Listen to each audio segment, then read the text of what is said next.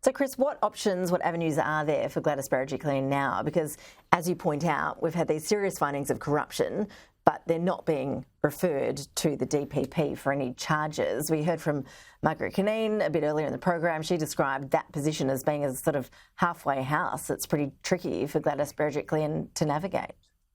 Yes, I agree entirely. I think this is the worst possible outcome. Had she been referred, she would have been able to challenge the substance of the finding against her. As it is, she is limited to what's called judicial review. A superior court could still look at this and see if there has been what's called an error of law, not an error of factual analysis, but an error of law. And this is where this point about the carve-out in the ministerial code of conduct could be a point that gains a little bit more attention over the coming days.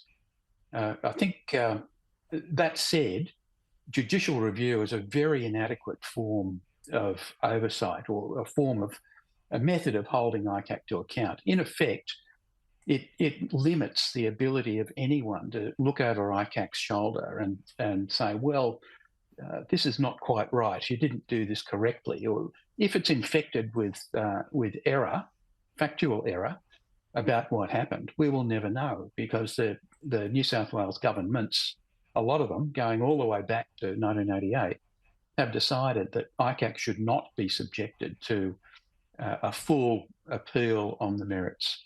That's the optimum outcome, and that's what happens in a court. If a court makes a decision, you do have the right to seek to appeal the entire decision. But that's not the case with ICAC. To a limited extent, the law assumes that ICAC is infallible, and that's not a good way to be. I know that you've written in The Australian that the time delays in this process by ICAC was ludicrous, I think was the word you used to describe it. Is there any justification at all as to why this took so long? This has been hanging over the former Premier's head for 3 years now.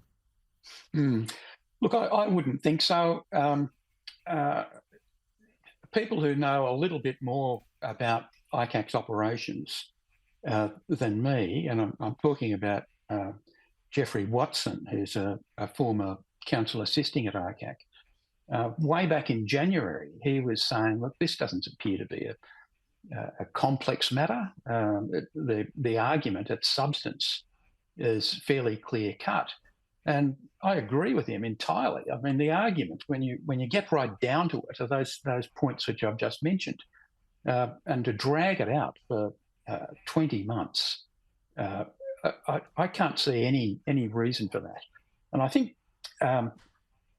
Premier Minns, Chris Minns, is being hopeful, I think, when he talks about introducing voluntary time standards. I mean, the Commission already has voluntary time standards, and they don't comply with them in, I think it's about 60% of matters, based on its own submission last year to a parliamentary inquiry. So I think the time for voluntary key performance indicators, I think that's long past. I think New South Wales needs to be sure that nobody else is subjected to such a ludicrous delay as has been the case with Gladys Berejiklian. It's just unfair. Chris Merritt, really appreciate your analysis and for taking the time to join us today. Thanks so much. Quite all right.